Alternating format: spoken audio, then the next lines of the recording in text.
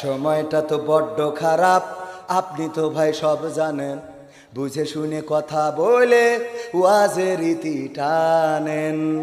উস্কানি ফুসকানি মূলক বলবেন না কোনো কথা। এই মঞ্চে রাজনীতি ভাই করবেন না অযথা। আমরাও ভাই কুরআন জানি, মানি মোটামুটি। ঝামেলাতে থাকি মাঝে মাঝে, নিয়ে ভোটাভুটি। মক্তবেতে শিখেছিলাম আলিফ বা তা সা। কোরআন হাদিস মোটেও জানি না, এমন কিন্তু না। তাই রাজনীতি চলবে না ও হুজুর, রাজনীতি চলবে না। তাই রাজনীতি চলবে না ও ভাই, রাজনীতি চলবে। এবার বলছে হুজুর শোনেন, ও মুখ হুজুর ওয়াজ করে কত মধুর সুর। কবরেতে গেলে পাবো ৭০,০০০ হুর। এরকম ওয়াজ আছে না নাই? এরকম বক্তাদের মাহফিল বন্ধ হয় কারণ কি? কারণ এই বক্তাগুলো শুরু দিয়ে দিয়ে বলে গো জাকির নায়েকের আলোচনা শোনা যাবে না, সেই ইহুদিদের দালাল তার বাংলাদেশে আসতে দেওয়া যাবে না।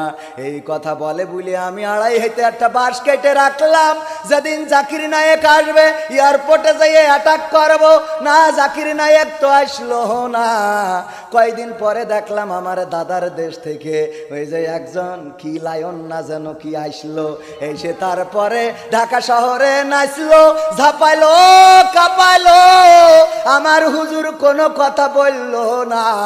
তখন বুঝলাম আমার জাকির নায়েক হারাম, কিন্তু উনি হালাল। এরকম হুজুর আছে না নাই? ও মুখ হুজুর আজ করে কত মধুর সুর। কবরেতে গেলে পাবো ৭০,০০০ হুর। অনেক দোয়া আছে পড়লে কোটিতে সওয়াব।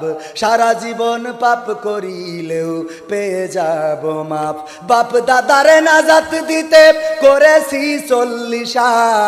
আমার বেলায় ৪টা গরু গোয়াল ঘরে পোষা। আমিও ভাই কিছুটা জানি, মানি না তা না।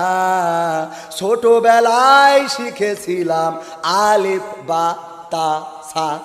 তাই রাজনীতি চলবে না হুজুর, রাজনীতি চলবে না। তাই রাজনীতি চলবে না ও ভাই, রাজনীতি চলবে। এবার বাচ্চা হুজুর শোনেন, আমি কিন্তু শুধুমাত্র যে রাজনীতি করি বেড়াই তাও না, আমি ইবাদত বন্দেগি করি। আমি করি কি কি করেন?